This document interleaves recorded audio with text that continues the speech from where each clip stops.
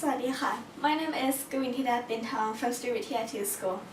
Is it possible if we humans can fly like a bird? It has been thousands and thousands of years where we humans tried to create such thing as wing to help us fly, but others have showed up as fell. Now, before getting into the question if we can fly or not, is that how does things fly? How can a bird fly? Eventually, there are many reasons to this question. Firstly, our physical features is different from the bird. We have an arm, but instead, the bird have the wing. And if you look deeply into that wing and have a cross-section of it, you find something called an airfoil, which shaped like my eyebrow. This airfoil has a greater length here than here. More velocity of the wind pass here than here.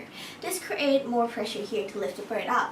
Once the bird is lifted up from the ground and it starts to move with its own force, you call that force a thrust. And that force thrust have to be with a force called a drag, which means the wind hold the bird back.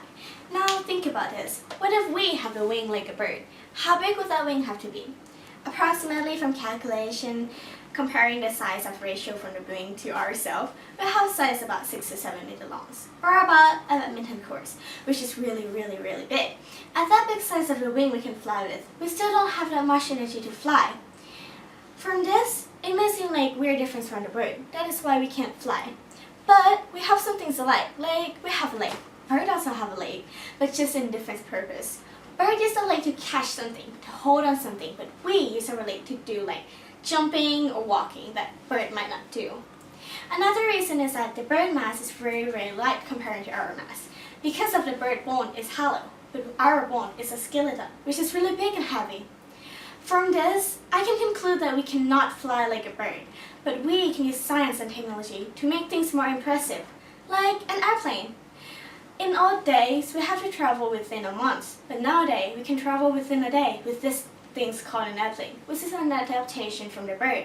This airplane and the bird have the same function. If you look through its wings, you cut it off, you still see that airfoil has the same function of velocity.